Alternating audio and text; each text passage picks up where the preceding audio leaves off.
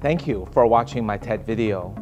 In that video, and in more detail in my book, AI Superpowers, I talked about the rapid rise of artificial intelligence, the duopoly of US and China in AI, and the inevitability of automation of routine jobs, and finally, a blueprint of coexistence between humans and AI.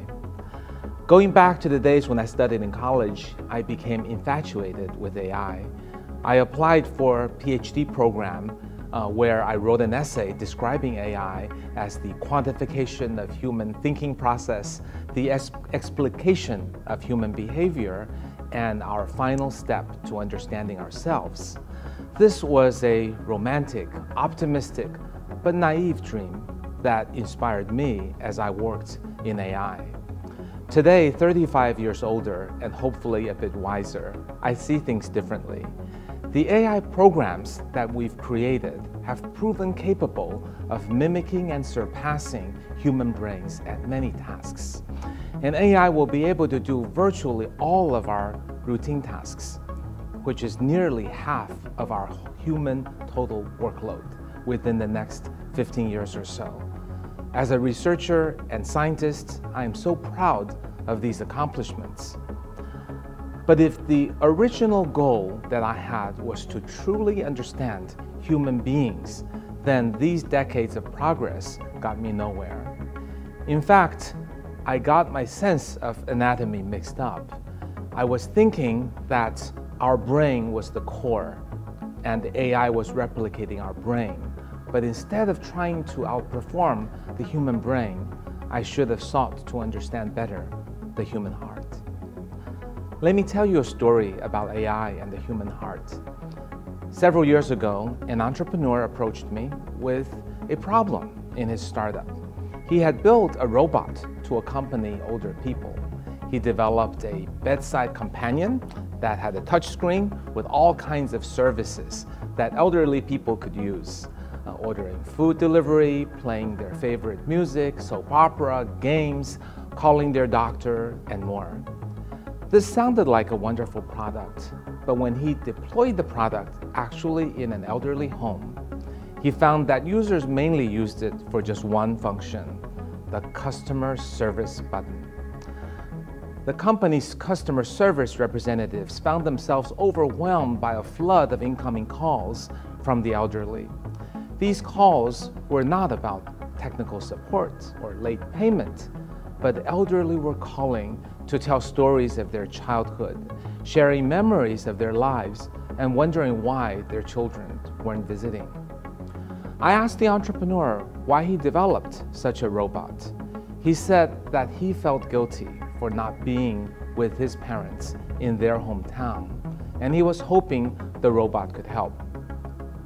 I told him, AI could be used to protect the safety of the elderly, but your parents need you, not a robot. That was the moment when I visualized the first sketches of a blueprint of coexistence between people and artificial intelligence.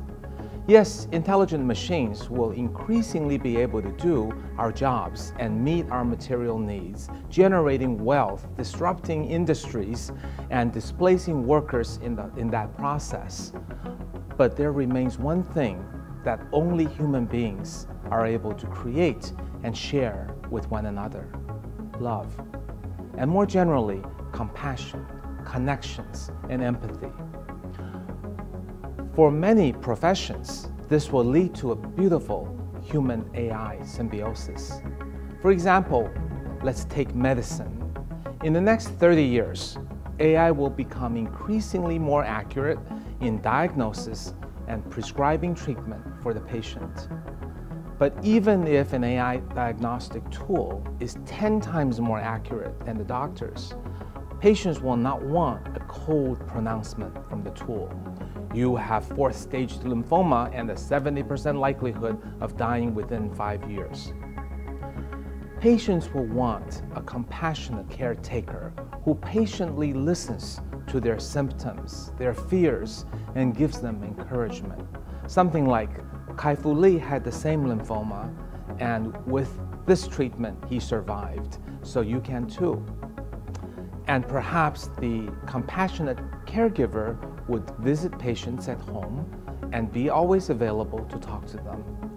This kind of compassionate caregiver will not only make the patients feel better and have greater confidence, but a placebo effect will kick in and increase their likelihood of recuperation.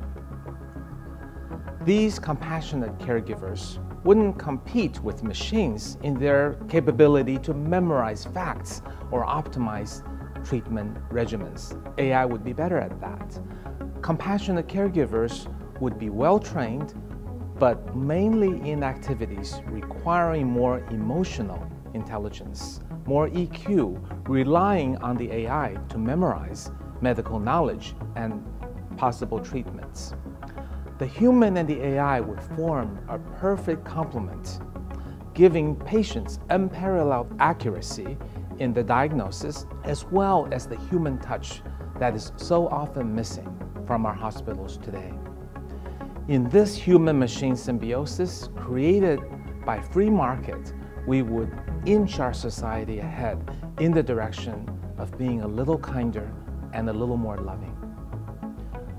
Moreover, the emergence of compassionate caregivers would give dramatically better and improvement to the number of jobs and the total amount of medical care given. Today, the scarcity of trained doctors and the high cost of medical education drive up the cost of healthcare and drives down the amount and the quality care that's delivered around the world. As a result, we sometimes avoid seeing doctors when we should, and it takes longer to schedule appointments than we would like. And the worst is that there are many poorer areas and countries that just couldn't afford sufficient health care. Compassionate caregivers can come from a larger pool of workers with a much faster training and a lower training cost.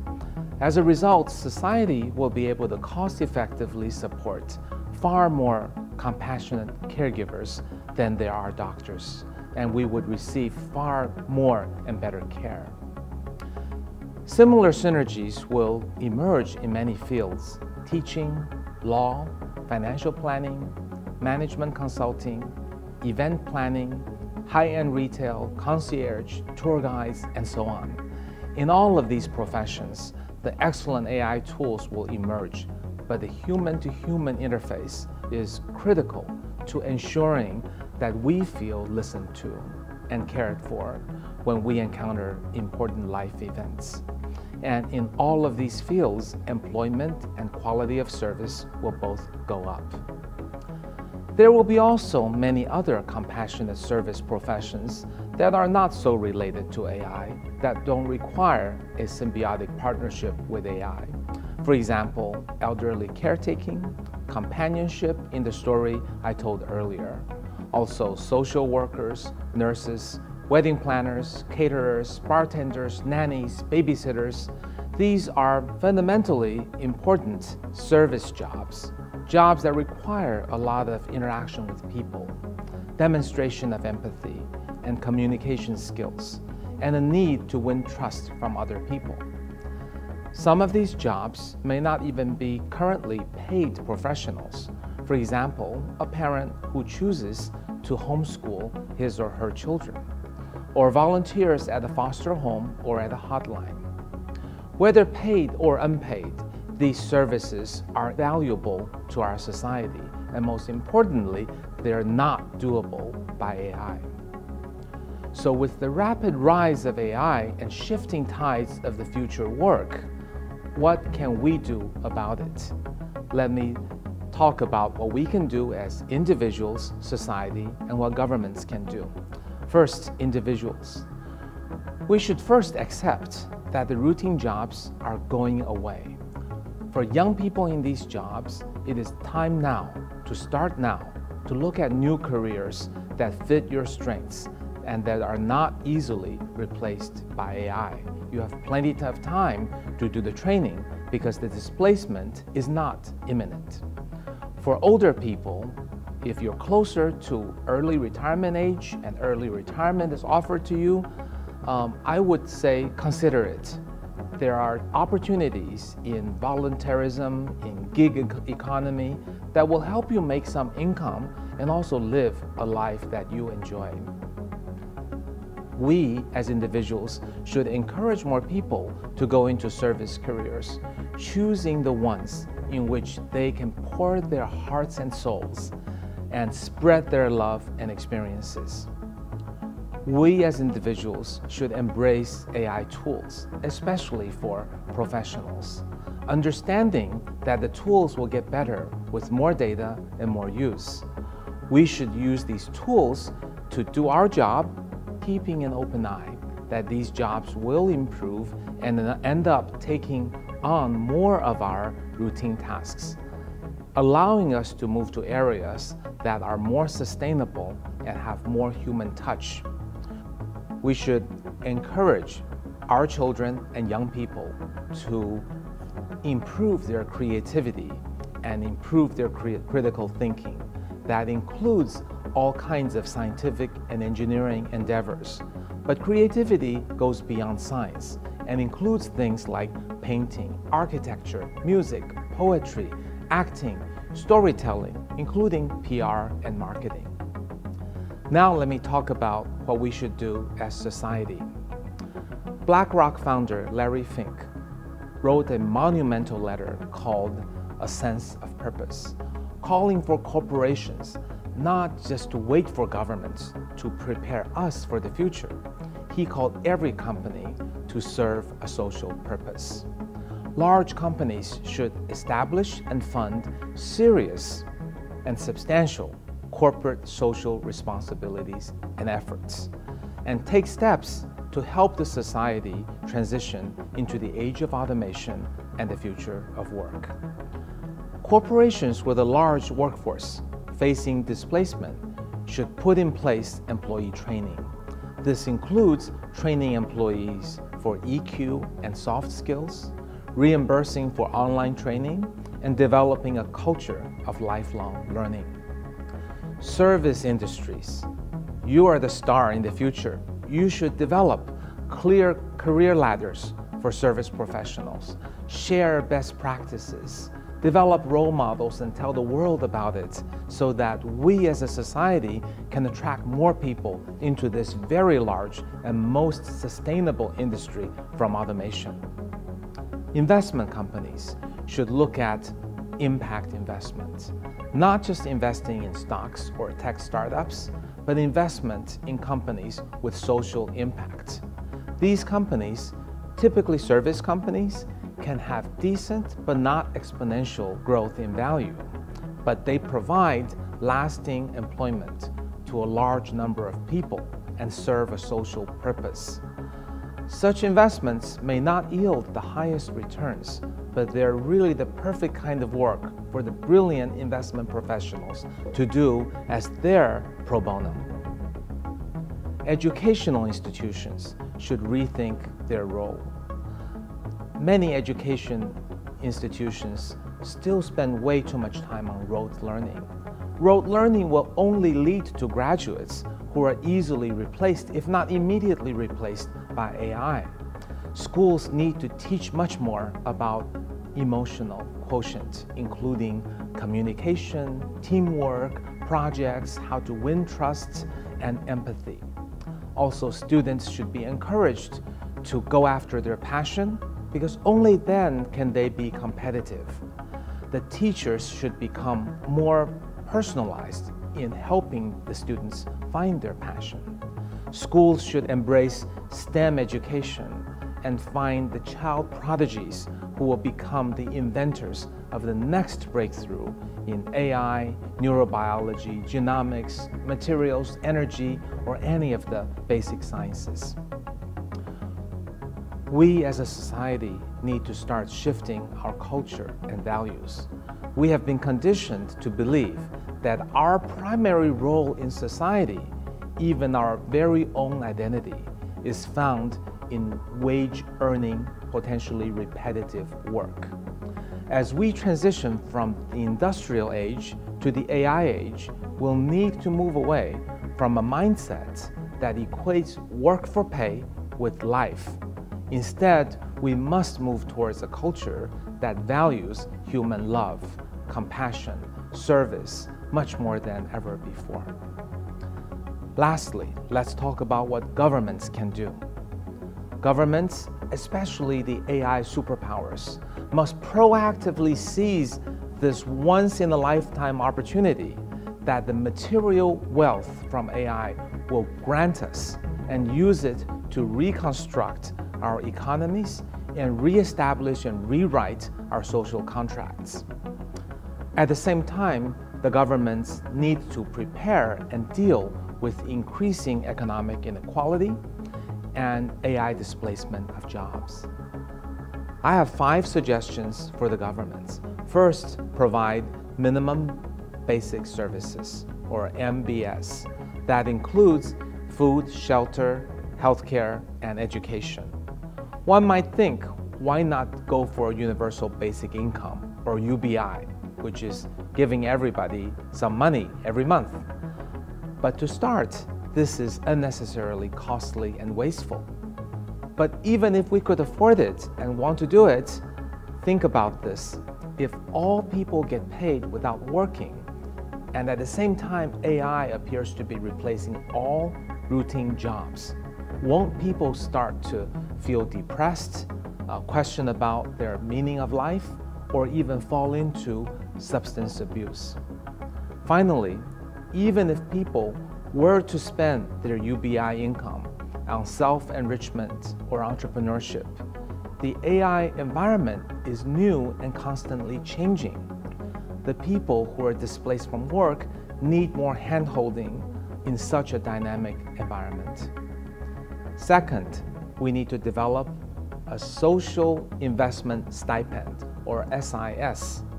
On top of the MBS, minimum basic services, the SIS stipend will provide a respectable salary and a career path if the participants commit sufficient time to one or more of 3 things: caring for other people, services, and self-help and education.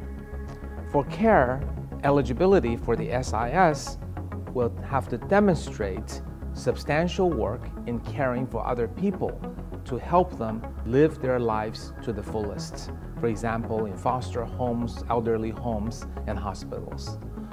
For service, eligibility for the SIS would be the equivalent of volunteer jobs, such as environmental remediation, after-school programs, answering hotlines. And for self-education and self-help, the eligibility for the SIS will need to demonstrate completion of training courses for jobs that are survivable from AI and automation. For example, learning online to become an AI testing engineer, or learning to be a social worker, or for elderly care. By requiring some social contribution in order to receive this stipend, we would foster a far different ideology than the laissez-faire individualism of a UBI. Providing a stipend in exchange for participation in pro-social activities reinforces a very clear message. All of us contributed to reach this AI-driven economic abundance. We're now collectively using that abundance to recommit ourselves to one another, to reinforce the bonds of compassion and love that makes us human. This MBS and SIS together form the beginnings of our new social contract. Third, governments should help quantify job displacement risks to all the people and actively help them to find their new beginnings. And governments should support schools and training centers and unemployment offices to see the power of AI and automation, to help them eliminate outdated training programs and develop new ones. For example, truckers may be in high demand now, but these jobs will go away. Construction jobs will transition to modular assembly and the final finish. Auto mechanic jobs will go down, but plumber jobs seemed safe for a long time. Fourth, governments should stop thinking and talking about AI as a Cold War. AI is not a weapon. AI is an omni-use technology that can be used to enable or disrupt any industry. In this sense, our current AI boom shares far more with the dawn of Industrial Revolution or the invention of electricity than it does with the Cold War arms race. Finally, and fifth, we need globalism back. In face of all the challenges from AI, countries need to share and help each other, because no single country will have all the answers. We will want to draw from a diverse source of wisdom from many countries and cultures. The challenges that face all of us as a country is far larger than the threat from any one country to any other country. We can look to Korea's embrace of gifted and talented education. We can look to the culture of craftsmanship in Switzerland and Japan. We can look to the vibrant culture of volunteering from countries like Canada and the Netherlands. And we can look to the Chinese culture on how to care for the elders and fostering intergenerational households. As public policy and personal values blend, we should really take time to study new experiments in defining new measures of progress, such as Bhutan's decision to pursue gross national happiness as a key development indicator. We are not passive spectators in the story of AI. We are authors of it. This means the values underlying our visions of an AI future could well become self-fulfilling prophecies. If we tell ourselves that the value of human beings lies solely in their economic contribution, then we will capitulate in the face of ever more powerful capabilities of AI. So hopefully my TED Talk and this talk and my book have convinced you that as human beings, we possess the free will to choose our own goals and destinies that AI cannot. That we need to embrace AI and use AI tools to amplify our creativity and our contributions to society. That we need to let go of the routine jobs and to instead focus on truly what makes us humans, loving and being loved. And finally, that we need to come together, working across class boundaries and national boundaries to write our own ending to our AI story. Thank you very much.